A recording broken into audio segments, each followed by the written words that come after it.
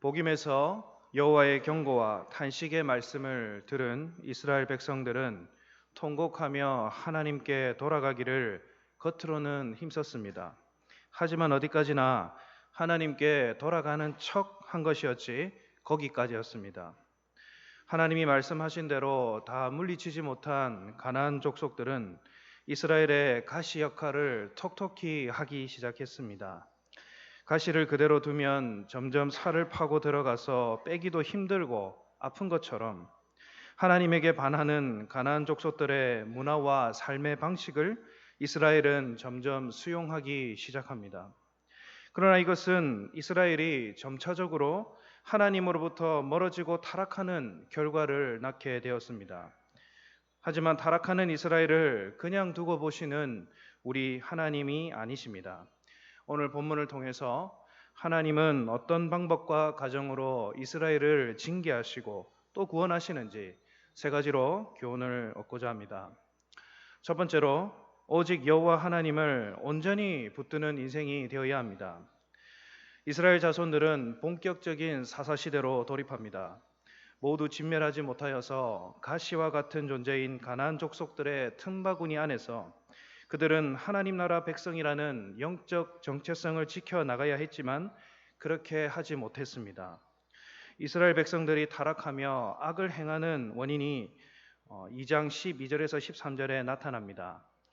애굽 땅에서 그들을 인도하여 내신 그들의 조상들의 하나님 여호와를 버리고 다른 신들 곧 그들의 주위에 있는 백성의 신들을 따라 그들에게 절하여 여호와를 진노하게 하였으되 곧 그들이 여호와를 버리고 바알과 아스다롯을 섬겼으므로 말씀합니다.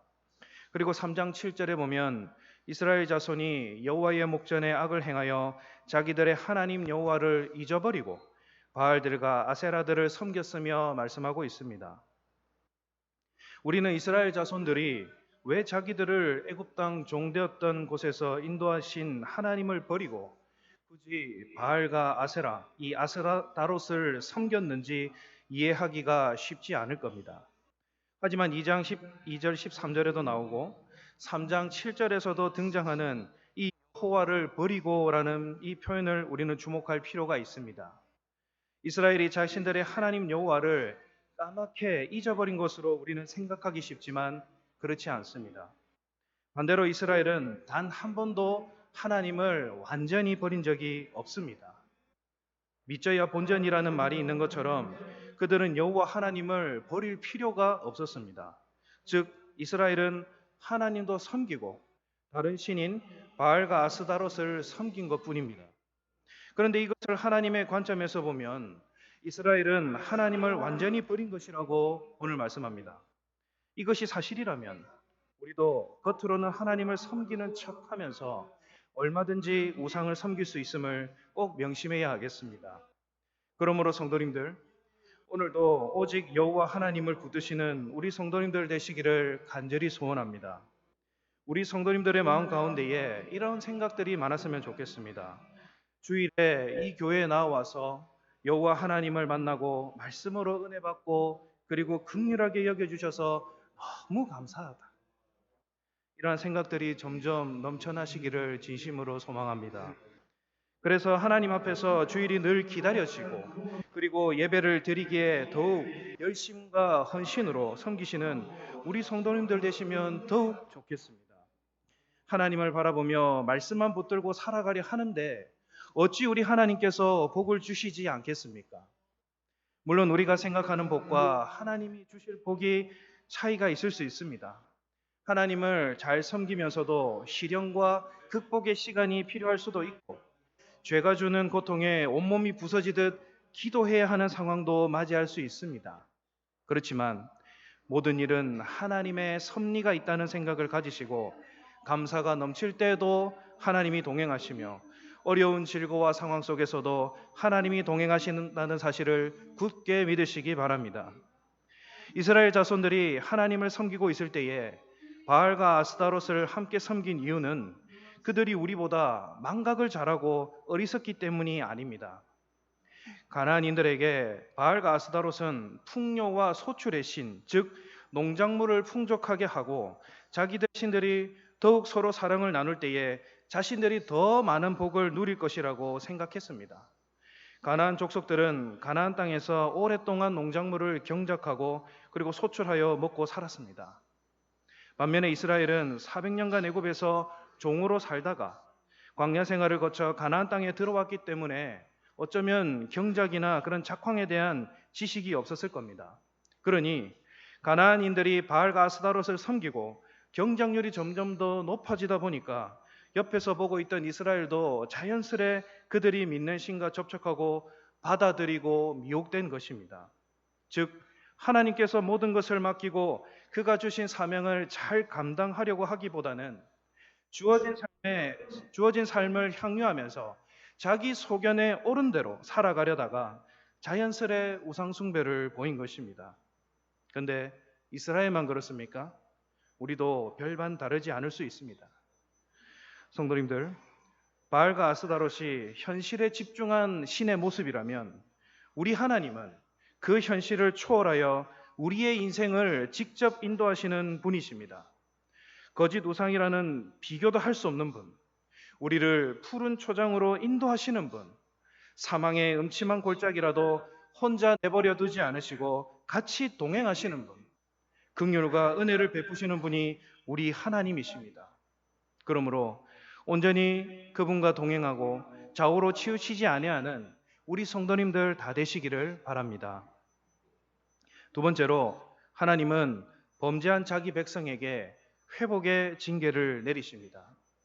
하나님께 불순종함으로 바알과 아세라를 섬긴 결과 이스라엘은 구산 리사다임을 8년간 섬기게 됩니다. 엔 샬롬, 평안이 없다라는 히브리어입니다. 바로 이것을 경험하는 이스라엘입니다. 이스라엘을 압제한 군주는 메소포타미아 왕 구산 리사다임입니다. 이 리사다임이란 말은 이중으로 악한이라는 뜻을 가지고 있습니다. 그러니 왕의 이름을 번역해 보면 이중으로 악한 구산이라는 의미가 됩니다. 그런데 이런 이름을 날 때부터 가지고 태어나겠습니까? 세상에 어떤 부모도 자기 자녀를 이 악한 뜻으로 이름 짓는 사람은 없습니다. 아마도 이 리사다임이란 뜻은 이스라엘이 붙여준 별명일 것입니다. 그래서 이 이름에서도 보듯이 8년 동안 그는 악독한 군주로서 이스라엘을 지배했던 것입니다. 오늘 본문은 이스라엘을 구산 리사다임의 손에 팔았다고 말씀합니다. 팔았다는 것은 소유권을 넘겼다는 의미입니다. 하나님의 보호하심은 끝났고 대적들이 함부로 해도 상관하지 않겠다는 것을 의미합니다. 하나님의 진노는 곧 백성들을 향한 징계로 나타납니다. 그런데 이미 하나님은 이스라엘 백성들에게 경고하셨습니다. 여호수아 23장 11절에서 13절에 보면 그러므로 너희는 스스로 조심하여 너희 하나님 여호와를 사랑하라. 너희가 만일 퇴보하여 너희 중에 빠져남아 있는 이 민족을 친근히 하여 더불어 혼인하며 피차 왕래하면 이 민족들을 너희 목전에서 다시는 쫓아내지 아니하리니 그들이 너희에게 올무가 되며 덫이 되며 너희 옆구리에 채찍이 되며 너희 눈에 가시가 되어서 여호와께서 너희에게 주신 이 아름다운 땅에서 멸절하리라 말씀합니다. 하나님의 징계에는 분명한 목적이 있습니다. 징계를 통해서 후회할 것이 없는 구원에 이르게 하는 회개를 이루는 것입니다. 하나님이 단순히 삐지시고 마음이 상해서 오늘 이스라엘 백성들에게 보복하시는 것이 아닙니다. 이스라엘이 더 나은 백성들이 되기 위한 아픔을 감수하는 채찍을 내리시는 겁니다. 그러므로 이토록 하나님이 분노하시는 이유는 그들로 하여금 거룩한 나라와 거룩한 백성이 되게 하는데 그 목적이 있다 할 수 있겠습니다. 하나님의 징계와 채찍을 통해 예수님의 피 묻은 십자가를 바라보면서 우리의 진심 어린 회개가 이루어질 때 우리는 바로 설 수 있습니다. 한량없는 하나님의 은혜와 축복이 새롭게 부어지고 우리는 거룩한 나라 주의 백성으로 살아갈 수 있습니다. 그러므로 예수 그리스도를 통해서 하나님과 특별한 관계를 맺고 있는 우리는 늘 신중하게 생각하며 살아가야 합니다. 하나님이 원하시는 것은 온전한 충성입니다. 하나님 외에 신을 섬겨서도 안 되고 하나님보다 그 무엇도 우선권을 두어서도 안 됩니다. 우상의 개념을 단지 신적인 개념으로 이해해서는 곤란합니다. 하시는 일이나 내가 하나님보다 더 좋아하는 것, 하나님보다 더 위에 있는 것, 이런 것이 우상입니다. 만일 우리가 범죄를 저지르고 무시한다면 그것은 하나님의 은혜가 아닙니다. 오히려 하나님도 더 이상 우리와의 관계를 중요하게 생각하지 않으시고 우리를 버리셨다는 증표를 보이실 수도 있는 것입니다. 성도님들, 오늘 이 하나님의 눈물 어린 징계에 회개하며 돌아오는 주의 백성들 다 되시기를 간절히 소망합니다. 우리는 누구나 죄의 허물이 있습니다. 유치부 친구들에게 물어봐도 일주일간 죄 안 짓고 살아본 사람 있습니까? 하고 하면은 다들 한 가지씩은 하나님 앞에서 죄를 지었노라고 고백합니다. 우리도 마찬가지입니다. 날마다 이 죄를 예수 그리스도의 십자가에 못 박고 하나님 앞에 나아가야 합니다. 이것 말고는 방법이 없습니다. 이 길만이 유일한 길입니다. 지금 즉시 주님 앞에 나와 자복해야 할 죄악이 있습니까? 그렇다면 하나님 앞에 나와서 나를 고쳐달라고 기도하며 회개하고 나아가는 우리 성도님들 되시면 좋겠습니다. 어떤 목사님의 딸이 있었습니다. 그 목사님의 딸이 믿지 않는 남편을 만나서 결혼했습니다. 그리고 점차 교회를 다니지 않았습니다. 그런데 그녀의 외아들이 병에 걸렸습니다. 결국 이 아들은 죽게 되었습니다. 답답한 나머지 목사님을 찾아갔습니다. 그녀가 이야기합니다. 하나님이 어찌 이러실 수 있습니까? 회개는 하지 않고 도리어 원망합니다. 자기가 목회자의 자녀라는 사실도 고백하면서 갖은 넋두리로 목사님에게 원망을 늘어놓습니다. 그러자 이 목사님이 듣다가 한마디 했다고 합니다. 하나님이 그 정도 하시니까 자매가 지금 10년 만에 교회에 오시지요. 그 정도가 아니고는 당신이 제 발로 교회에 찾아오지 않기 때문에 하나님이 그런 방법을 취하신 것 아니겠습니까? 라고 말했다고 합니다. 성도님들, 우리 하나님은 죄악을 징계하셔야만 합니다. 그러나 그 징계로 인해서 우리가 시험 드는 것도 원치 않으십니다. 회개하고 바로 세우는 것, 그것이 자기 백성들에 대한 하나님의 마음입니다.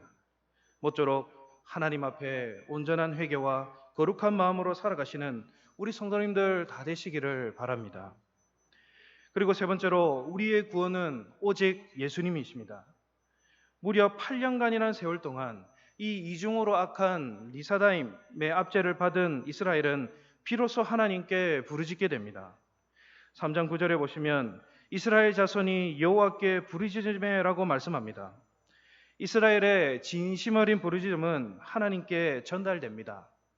그도 그럴 듯이 자기 백성을 징계하시는 분이 부르짖음을 모른 척 하시는 분이 아니기 때문입니다. 하나님은 곧바로 이스라엘에게 응답하십니다. 가면 갈수록 하나님에 대한 이스라엘의 악은 더해져 가지만 그럼에도 하나님은 이들의 부르짖음에 즉각적으로 응답하십니다. 3장 9절에 보면 여호와께서 이스라엘 자손들을 위하여 한 구원자를 세워 그들을 구원하게 하시니 그는 곧 갈렙의 아우 그나스의 아들 온니엘이라 말씀합니다. 하나님이 진정한 왕이었던 이 시기에 여호와 하나님은 사사를 통해서 구원하시는 역사를 보여주십니다. 사사는 여호수아 이후에 하나님에 의해 세워진 이스라엘의 재판관, 정치 지도자를 뜻합니다. 하나님은 사울 왕을 세우시기 전까지 이 사사를 통해서 이스라엘을 구원하는 역사를 보여주셨습니다. 그리고 지금 온니엘이라는 이 사람을 하나님은 세우십니다. 이 사람의 이름의 뜻은 하나님의 사자라는 뜻입니다.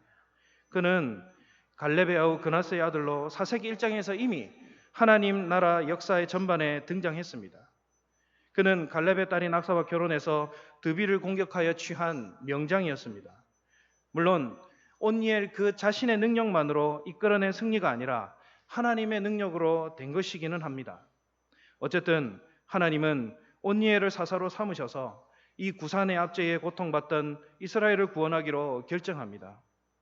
10절에 보시면 여호와의 영이 임하셨으므로 그가 이스라엘의 사사가 되어 나가서 싸울 때에 여호와께서 메소포다미아 왕 구산 리사다임을 그 손에 붙이심 온니엘의 손이 구산 리사다임을 이기니라 말씀합니다. 여기서 말하는 여호와의 영이라는 표현은 사사기와 사무엘서에서 이스라엘의 영적 지도자로 세움을 받은 자들에게 임하는 군사적인 능력과 백성을 다스리는 리더십을 뜻합니다.